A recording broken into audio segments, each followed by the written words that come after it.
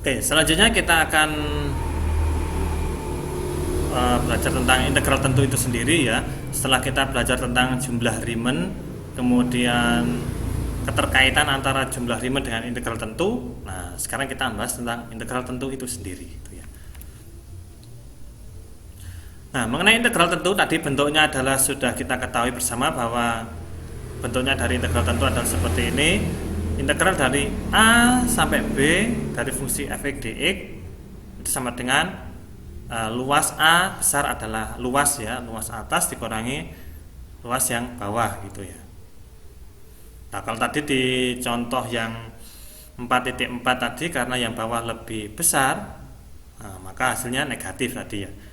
Oke. Untuk A, ini adalah A dan B adalah intervalnya. Kemudian nanti kita sebut bahwa A adalah ujung kiri, kemudian B adalah ujung kanan ya, intervalnya tadi, interval A dan B, kemudian A-nya adalah sebagai ujung kiri, B-nya adalah ujung kanan. Nah, kalau suatu integral dari f(x) dx lah, dari fungsinya ini biasanya disimbolkan dengan huruf kecil ya, integral f. Hasilnya adalah f(x) atau f besar. Sehingga hasil dari integral tentu A sampai B dari f dx adalah f besar B dikurangi fa ya. Yang ujung kanan dikurangi ujung kiri, fb min fa gitu ya. Nah, ini adalah sebagai patokannya gitu. Kemudian kalau integral dari A sampai A dari f(x) dx sama dengan 0 ya, karena kan jaraknya sendiri itu adalah sama, berarti ya berhenti di satu titik saja, berarti nilai integralnya adalah 0 gitu ya. Kemudian kalau integral dari A sampai B f(x) dx itu juga sama dengan negatif dari integral B sampai A f(x) dx. Berarti kalau intervalnya itu kita balik, maka itu sama dengan integralnya tapi ditambahi dengan tanda negatif ini ya. Jadi kalau dibalik juga boleh tapi tambahin dengan simbol negatif. Nanti hasilnya akan sama.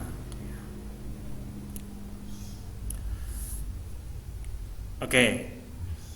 Sifat penambahan interval ini ada teorema 4.2 yang bunyinya adalah jika f terintegrasikan pada interval yang memuat titik A, B, dan C, maka integral dari A sampai C dari f(x) dx sama dengan integral B sampai C f(x) dx plus integral dari A plus B f(x) dx. Nah, ini yang menjadi patokannya di sini adalah ini ya. C ini dari C sampai A ya. Nah, ini C sampai A. Berarti di sini nanti C-nya adalah di atas, A-nya adalah di bawah. Oke. Kemudian B ini kalau bentuk penyederhanaannya itu sebenarnya bisa dicoret seperti ini. Nah, kasarannya seperti ini. Jadi C ada di atas, A ada di bawah, dan B ini bisa dicoret. Dan ini masih bisa berlanjut dengan beberapa integral ya, tergantung pembagian yang diinginkan. Misalnya ini ada 4, berarti nanti ada C integral dari D, ini D ya, DC, ini D, DB misal, dan BA, AB, dan seterusnya. Yang penting nanti nilai yang ditambahkan ini bisa dicoret, dan C-nya ada di atas dan A-nya ada di bawah. Ini adalah interval asal. Interval awalnya itu tidak bisa dicoret ya. Nanti ini nah intinya seperti itu untuk penambahan interval. Nah, contohnya ini integral dari 0 sampai 10 dari x pangkat 3 dx. Nah, ini bisa diubah menjadi yang bentuk pertama. Nah, ini bisa diubah menjadi dua integral ya. Nah, integral dari 1 sampai 10 x pangkat 3 ditambah integral dari 0 sampai 1 x pangkat 3. Nah, ini 10-nya di atas, ini 0-nya tetap di bawah. Nah, dan ini bisa dicoret angka satunya. Nah, itu ya. Atau juga bisa diubah menjadi yang 3 integral. Nah, ini 3 integral ya. Oke. Nah, ini 10-nya di atas, ini 6 kan, 6 ini ada 6. Ini 2 ada 2. selesai. 10 di atas, 0 dan di bawah. Nah, ini ya. Mau dibagi menjadi 5 integral juga bisa. Nah, yang penting aturannya seperti yang di teorema 4.2 ini. Nah, ini adalah biasanya digunakan supaya mudah dalam perhitungan gitu ya. Maksudnya dipecah-pecah untuk nilai integralnya. Atau juga ketika kita menghadapi suatu fungsi yang nilainya bermacam-macam. Misal fx ini ketika jarak sekian fungsinya ini. Ketika jaraknya sekian fungsinya ini, berarti fungsinya bisa ganti-ganti. Nah, itu kita bisa menggunakan sifat penambahan interval. Ya, nanti contohnya akan kita bahas di sini gitu ya. Oke, di sini sistem penambahan interval kita terapkan pada kecepatan benda gitu ya.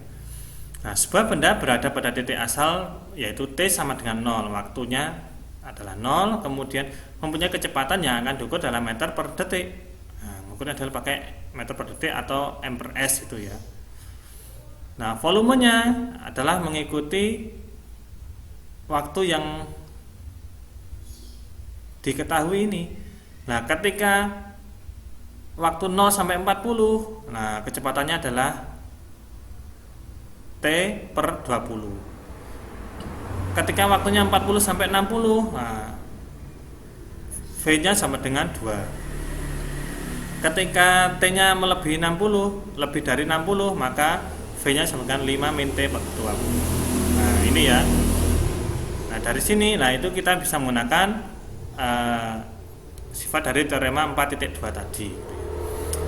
Nah, yang pertama adalah kita sketsakan kurva kecepatannya. Nah, kita sketsakan dulu.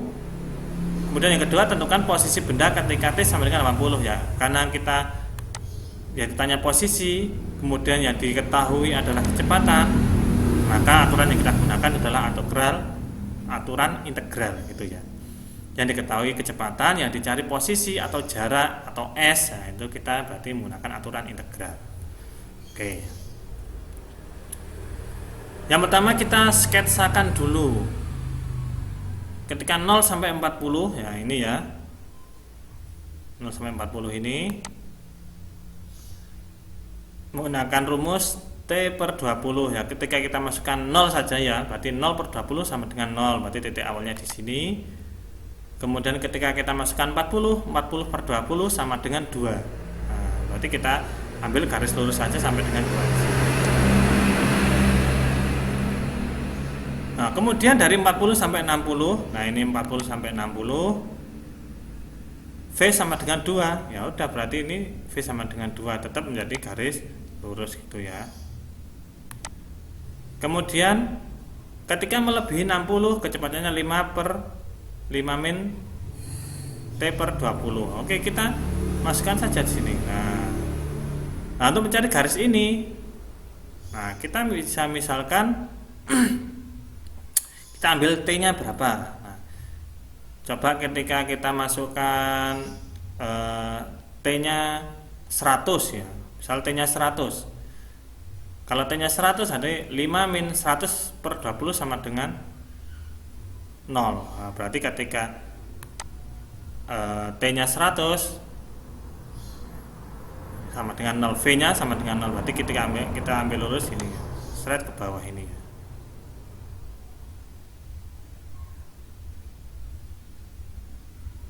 Atau juga kita bisa menggunakan angka yang lain yang penting lebih dari 60 ya. Misalkan angka 80 ya.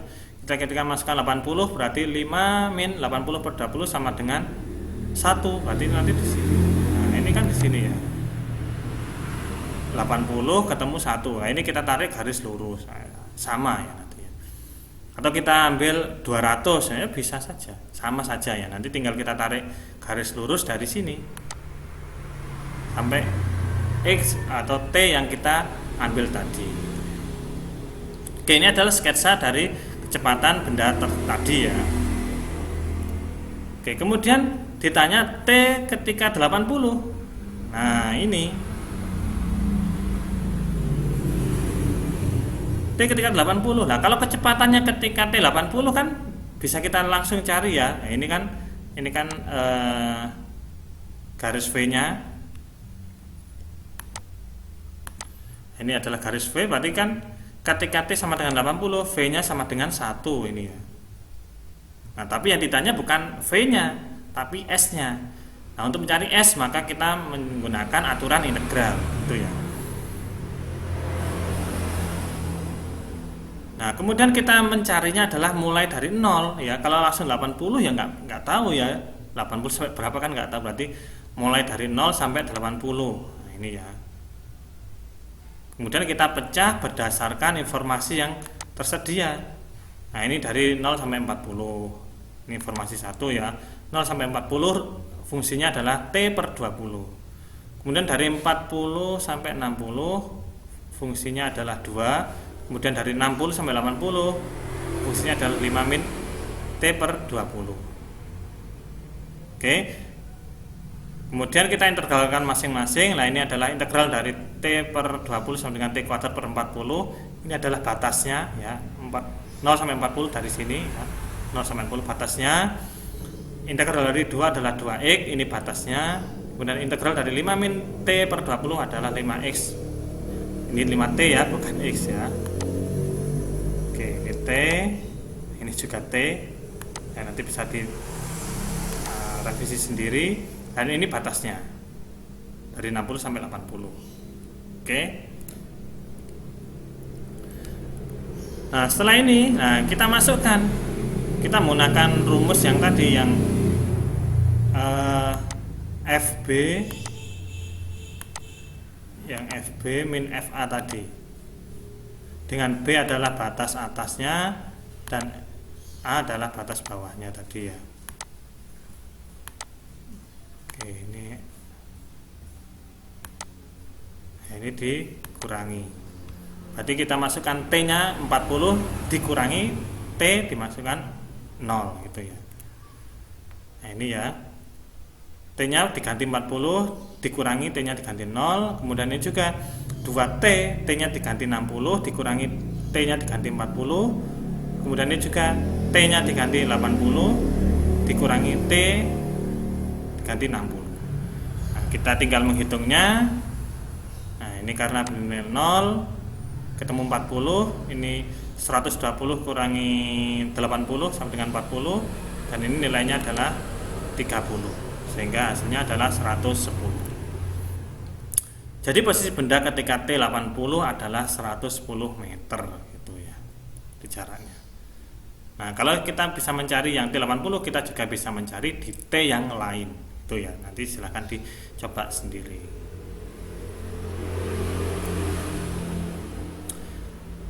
Oke, itu tadi tentang integral tentu yang diterapkan di kecepatan suatu fungsi. Dan ini juga hampir mirip penerapannya.